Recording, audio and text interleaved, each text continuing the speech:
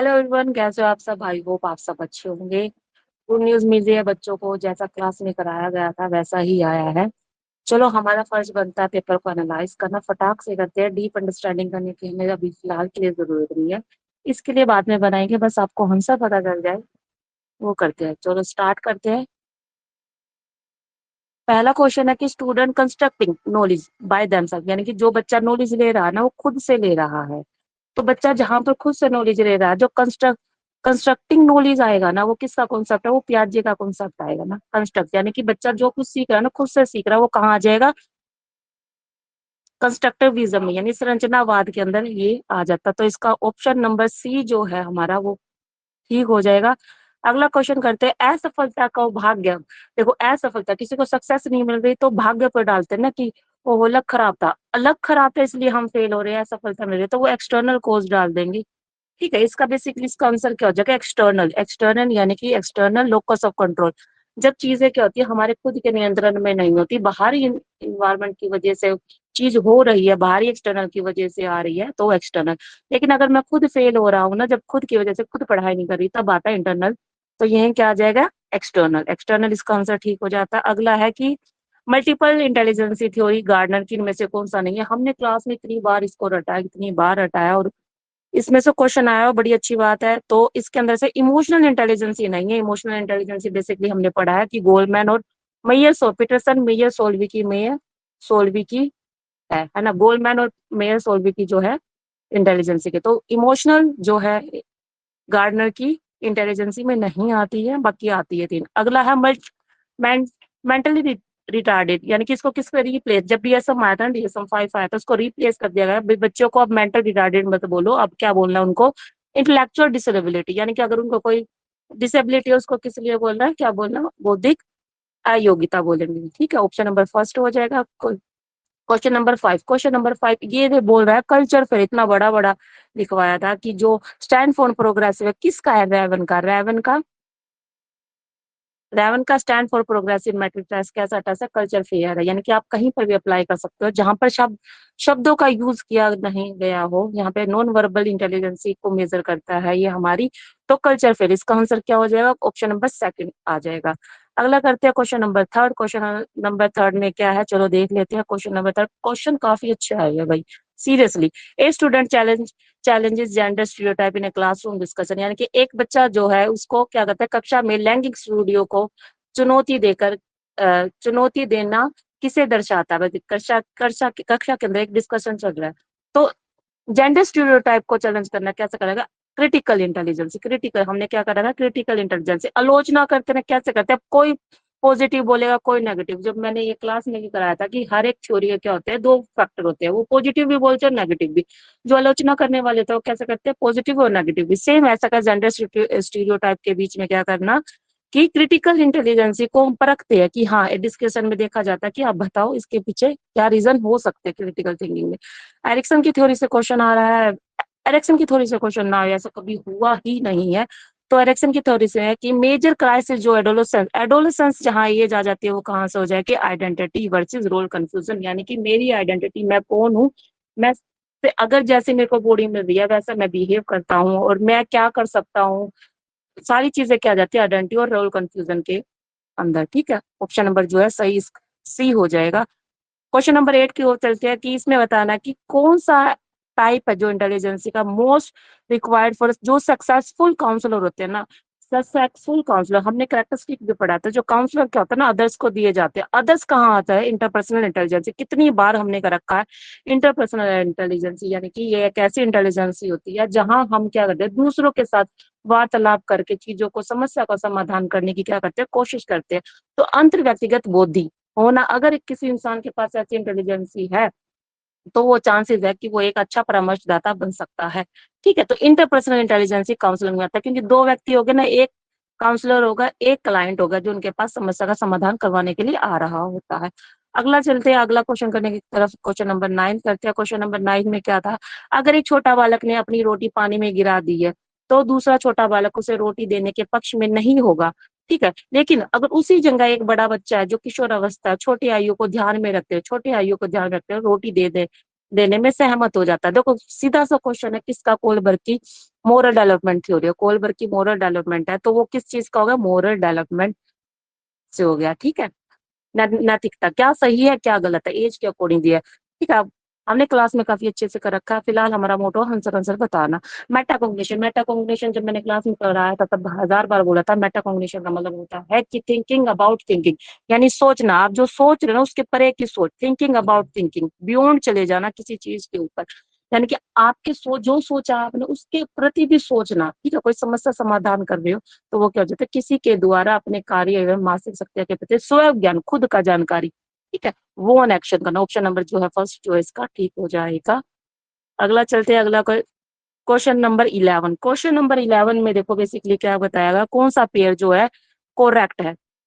तो Kurt Lewin के हमें 1000 बार कर रखी है कर्ट लेविन की थ्योरी, तो फील्ड थ्योरी से तो ये ऑब्वियसली बात है, गलत हो जाएगा। मार्शलो की क्या ह्यूमरिस्टिक, स्किनर की कौन सी हो जाएगी? स्किनर की ऑपरेंट कंडीशन। क्लासिकल किस कंडीशनिंग पैवलोव की है। तो जो थॉर्नडाइक की कनेक्शनिज्म है वो किसकी है? थॉर्नडाइक की। ये सही जो है पेयर बिल्कुल ठीक है, थॉर्नडाइक की। ट्रायल और एरर, इनकी थ्योरी का नाम क्या है? ट्रायल और एरर। चलो आगे करते हैं क्वेश्चन। 12th क्वेश्चन है, 12th क्वेश्चन में पूछ रखा कि सडन सॉल्यूशन कितनी बार, चिंपैंजी वाला एक्सपेरिमेंट, चिंपैंजी सुल्तान पर एक्सपेरिमेंट किया गया था कि अचानक से किसी समस्या का समाधान मिलता है, तो कहाँ से मिलता है? Option number 4 answer, sudden realisation of a problem क्या हो जाएगा? इनसाइट थ्योरी से ये कॉन्सेप्ट है। चलिए नेक्स्ट क्वेश्चन की ओर, क्वेश्चन नंबर 13। क्वेश्चन नंबर 13 में क्या पूछा गया है? यदि किशोर शिक्षार्थी, अभिभावक एवं शिक्षक द्वारा बार बार, देखो उसको बार बार है ना फ्रीक्वेंट रिजेक्शन मिल रही है, उसके पेरेंट्स से, उसके टीचर से बार बार उसको तिरस्कार मिल रहा है, तो वो किसका होगा? हीनता की, इंफ्योरिटी फीलिंग आ गई ना, क्योंकि मेरे को जो एक्सेप्टेशन मिलनी चाहिए तो मुझे एक्सेप्ट एक्सेप्ट नहीं करे, यानी स्वीकार नहीं करे, तिरस्कार करे, तो मेरे के अंदर के इंफ्योरिटी फीलिंग्स आ जाएगी, ठीक है। ऑप्शन नंबर, ये किसकी थ्योरी से है भाई? एडलर की थ्योरी से लिया गया कॉन्सेप्ट है। एडलर की कौन सी थ्योरी? पर्सनैलिटी की थ्योरी है, ठीक है, पर्सनैलिटी की ये थ्योरी है, एडलर की थ्योरी से ये कॉन्सेप्ट लिया गया है। चलिए नेक्स्ट क्वेश्चन की ओर, क्वेश्चन नंबर 14। क्वेश्चन नंबर 14 क्या कहता है? क्वेश्चन नंबर 14 के अंदर पूछा गया कि किशोर अपराध के उपचार हेतु निम्न में से कौन सा तरीका सही है। देखो इनमें से ये बताना है कि अगर एक कोई किशोर है उसने अपराध कर दिया, तो उसको ट्रीट करने के लिए उसको सही तरीका सर क्या होगा कि बाल कारागृह में ही भेज देना, या व्यवसायिक चिकित्सा देना, या फिर सगे साथियों के साथ रखा जाए। तो ये उपरोक्त सभी, तो सगे साथियों के साथ रखा जाए तो ऐसा जरूरी नहीं है कि ये ऑप्शन वैसे गलत हो जाता है। उपरोक्त सभी भी नहीं आते, क्योंकि obvious सी बात है, ऑप्शन नंबर 1 जो है नहीं आ रहा। तो वे व्यवसायिक चिकित्सा देना और या फिर बाल कारागार में भेज देना, तो दोनों में से एक हो सकता है, या बी होगा इसका ऑप्शन, या फिर सी हो सकता है। इस पे डाउट बना रहेगा हमारा, ऑप्शन नंबर बी या सी। ज्यादातर तो ये रहेगा कि हम उनको ऑक्यूपेशनल थेरेपी दे दे, कि अगर किशोर ने कोई अपराध किया है तो पहले तो उसको तो इसका ऑप्शन हम इसको यहाँ पर अभी होल्ड कर सकते हैं कि दोनों में से एक हो सकता है, ठीक है, बी या सी ज्यादातर, लेकिन सी में जा रहा है, तो ऑप्शन नंबर सी की तरफ देख लेंगे हम। तो क्वेश्चन नंबर 15 में क्या पूछा जाना है? एक मैकेनिज्म है, ऐसी सुरक्षा प्रक्रिया जिसके अंतर्गत कोई व्यक्ति अपने विचार एवं क्रियाओं को दूसरे व्यक्ति के अनुरूप बता रहा ना, अनुरूप, same identification, Henry social identity theory. ये क्वेश्चन किसकी है? Social identity theory. जो भी बच्चे मेरे क्लास से उन्होंने पता होगा कि जब बच्चा सेम व्यवहार करना सीख देता है, हेनरी टचकिल की ये थ्योरी है, तो आइडेंटिफिकेशन जो आंसर है वो आ जाता है। तो क्या रहेगा? आइडेंटिफिकेशन, यानी कि जिस ग्रुप का हिस्सा है, मान लो किसी ग्रुप का हिस्सा, उस ग्रुप के अकॉर्डिंग ही उसके विचार बन जाएंगे, व्यवहार बन जाएंगे, और एक्शन करना वो जो है स्टार्ट कर देगा, सेम टू सेम वैसा अनुरूप। तो आइडेंटिफिकेशन किसकी थ्योरी है? सोशल आइडेंटिटी थ्योरी है हेनरी टचकिल की। चलिए क्वेश्चन नंबर नेक्स्ट 16 की ओर चलते हैं। इसमें बताना है कि एफिलेशन ऑफ ए पर्सन, यानी कि एंग्जाइटी है ना, एंग्जाइटी मनोविज्ञान के अनुसार जो एंग्जाइटी है, एंग्जाइटी किसमें व्यक्ति क्या लगाव बढ़ जाता है। तो बेसिकली जब एंग्जाइटी में एफिलेशन जो होता है, एफिलेशन में क्या होता है? हम दूसरों के साथ संबंध बनाते हैं, क्या रिलेशन बनाते हैं, ठीक है, संबंध बनाना, दूसरों की बातचीत करना, ऐसे, ठीक है। तो ये क्या हो जाता है? डिक्रीज होता है, क्योंकि व्यक्ति जब भी एंग्जाइटी में होता है तो वो संबंध दूरी बना कर रखता है, अलगाव सा हो जाता है ना, अलग हो जाता है, अलगाव, अकेला रहना ज्यादा पसंद करता है। तो एफिलिएशन क्या हो जाएगा? कम हो जाएगा अपने आप ही उसके अंदर से, ठीक है। तो ऑप्शन नंबर जो बी है वो ठीक रहेगा हमारा, इसके अंदर डिक्रीज हो जाना, ठीक है। नेक्स्ट क्वेश्चन, साइको एनालिसिस ले स्ट्रेस ऑन स्टडी। देखो साइको एनालिसिस फ्रॉइड का कॉन्सेप्ट है, तो किस पर काम करेगी? अनकॉन्शियस पर काम करेगी, ठीक है। तो क्या रहेगी अनकॉन्शियस पे। 17 का ऑप्शन नंबर सी आ जाएगा, जहां भी साइको एनालिसिस मैंने एक ही बात बोल रखी है, अनकॉन्शियस, अनकॉन्शियस वर्ड ढूंढना। तो बिहेवियरिस्टिक साइकोलॉजिस्ट कौन सा नहीं है, तो जीरोम बर्नन हमें पता है, जीरोम ब्रनर, ब्रूनर, ब्रूनर आएगा। देखो ये स्पेलिंग गलत लिख रखी है, ब्रूनर है, ब्रूनर में ब्रूनर इंग्लिश के अंदर, हिंदी में बिल्कुल ठीक दे रखी है, इंग्लिश में गलत दे रखी है। तो जीरोम ब्रनर किससे रिलेटेड है, कोग्निटिव डेवलपमेंट से रिलेटेड है। पहले किसने थ्योरी दी थी कॉग्निटिव डेवलपमेंट की, पियाजे ने दी थी। उसके बाद सेम आइडेंटिकल बनाने की कोशिश की थी, जिन्होंने स्पाइरल करिकुलम भी दिया था, ये वो ही जीरो बर्नर है। हमने बहुत अच्छा क्लास में कर रखा है इसको। आगे चलते हैं क्वेश्चन की ओर। ये बताना इसमें से इनकोरेक्ट पेयर के बारे में, कौन सा पेयर सही नहीं है। मल्टीपल थ्योरी ऑफ इंटेलिजेंस किसने दी थी, अभी अभी हमने करा था कि गार्डन ने दी है। क्लासिकल पैब्लो ठीक है, साइको सोशल एरिक्सन ठीक है, मीनिंग ऑफ वर्बल लीनिंग एप्सिसोल ठीक है। तो इसका आंसर क्या हो जाएगा, sorry, multiple theory, multiple theory नहीं, मल्टी डायमेंशनल हो रहा था। देखो मल्टीपल थ्योरी ऑफ इंटेलिजेंस, ठीक है, मल्टी डायमेंशनल, मल्टीपल डायमेंशन। अगर मल्टीपल डायमेंशन आता ना, डायमेंशन यानी कि त्रिविवान, त्रिविवान है, 3D, 3D किसका, गिलफ्रेड का, लेकिन इन्होंने सिर्फ खाली क्या लिख दिया, मल्टी थ्योरी। तो multi theory and intelligence Gilford का चला जाएगा। लेकिन हाँ इतना हमें जरूर पता है कि जो साइको साइको सोशल किसकी, एरिक्सन की है। तो ऑप्शन नंबर जो 1 है ना, अच्छा इनकोरेक्ट बताना है हमें, एक सेकेंड।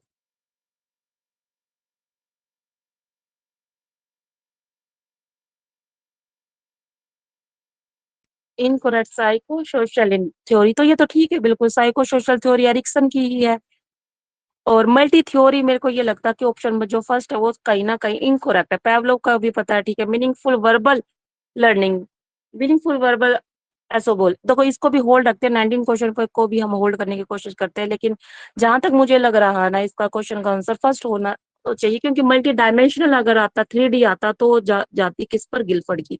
ठीक है, तो 19 का मेरे हिसाब से भी होल्ड कर दो, कि मेरे को ऐसा लग रहा है कि ऑप्शन नंबर फर्स्ट के अंदर ये हम जा सकते हैं, क्योंकि साइको सोशल जो थ्योरी है वो किसकी है, एरिक्सन की है।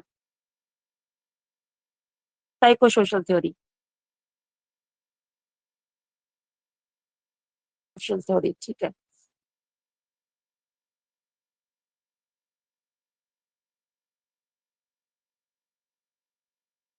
शायद मैं गलत, चलो ठीक है, इसको होल्ड करने की कोशिश करते हैं, मैं दोबारा करवाऊंगी इस क्वेश्चन को करेक्ट करके। देखो कितना अच्छा क्वेश्चन दे रहा था कि एक बालक जिसकी आई, हर बार आता है कि 12/10 लगा दो, इंटू में 100 कर दो, कितना आ जाएगा, 120, सीधा सा आंसर आ जाएगा। तो 120 इसका आंसर हो जाएगा, ठीक है।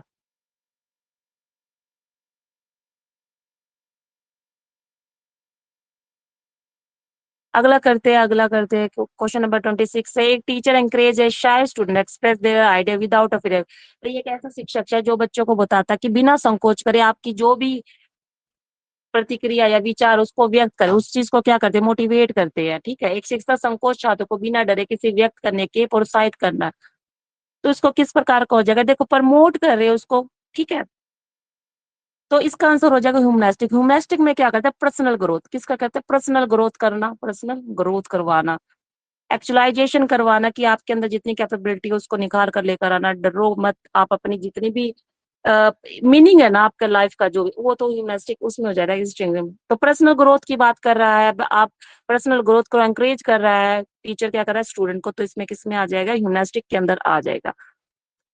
अगला क्वेश्चन नंबर 27 के अंदर क्या आ जाएगा, praising effort rather than marks develop, यानी अंकों की बजाय किस पर फोकस करना, हमें प्रयास पर, एफर्ट पर, अंक पर ध्यान नहीं देना। तो इसमें क्या होगा, विकासशील मानसिकता, यानी कि ग्रोथ माइंडसेट इसका आंसर हो जाएगा। I can improve without practice, मैं आई कैन इंप्रूव, हम मैं प्रैक्टिस से क्या कर सकता हूँ, मैं प्रैक्टिस से बेहतर प्रदर्शन कर सकता हूँ। ठीक है, I can improve with practice, मैं प्रयास से बेहतर हो सकता हूँ। तो क्या आ जाएगा, सेल्फ एफिकेसी। सेल्फ एफिकेसी किसका है, बेंडूरा का।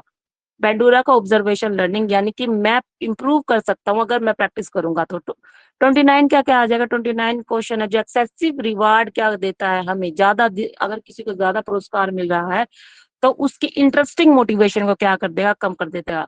ज्यादा रिवार्ड मिलने से इंटरेस्टिंग मोटिवेशन, ऐसा मोटिवेशन जो अंदर से आ रहा है, किसी बिना किसी रिवार्ड के हम जो कर रहे हैं, तो उसको इंटरेस्टिंग मोटिवेशन कर रहे हैं। यानी कि कोई पढ़ा रहा है ना आपको बिना फीस लिए, तो वो इंटरेस्ट, क्योंकि उसको सेटिस्फेक्शन, इनर सेटिस्फेक्शन मिल रही है। अगर बहुत ज्यादा रिवार्ड मिल रहा है बाहर से, तो क्या होगा, वो इस चीज को कम कर देगी, रिड्यूस कर देगी। तो ऑप्शन नंबर जो है 3 जो है, सॉरी डी जो है इसका आंसर ठीक हो जाएगा। Learning only for examination is code. देखो केवल हमें शिक्षा किस लिए कर रही है, हम पढ़ किस लिए रहे हैं, सीख किस लिए, एग्जाम के लिए। तो एग्जाम सिर्फ रटने के लिए रट रहे हैं, रटने के लिए बोल रहा है, तो वो सरफेस लर्निंग हो जाएगा। तो ऑप्शन नंबर जो है ए जो है बिल्कुल ठीक है इसका आंसर। ठीक है, 2 क्वेश्चन है हमारे डाउट के अंदर रह जाते हैं, बाकी जब आंसर किया आ जाएगी तब पता चल जाएगा। तो आई होप आप अपने एग्जाम जो आपका जितने भी मार्क्स मिले हैं सीडीपी के हमारे साथ शेयर करने की कोशिश करें। देखो हमने ये जितने भी क्वेश्चन किए हैं सारे के सारे 2 क्वेश्चन ऐसे जो हमने नहीं पढ़े हैं, बाकी हमारी पूरी क्लास से जो है क्वेश्चन आए हुए हैं। Thank you, thank you so much आप लोगों ने ये वीडियो को देखा है। बाय बाय, आज तक की अभी तक के लिए सिर्फ इतना ही। मिलते हैं पीजीटी वाली, हाँ पीजीटी साइकोलॉजी की जल्द ही मैं लेकर आऊंगी। पीजीटी साइकोलॉजी का वो कल हम करेंगे। पीजीटी साइकोलॉजी वाले जो बच्चे हैं ना वो क्या करेंगे, कल तक का वेट करेंगे, मैं कल एनालाइज कराऊंगी। ठीक है, ओके बाय।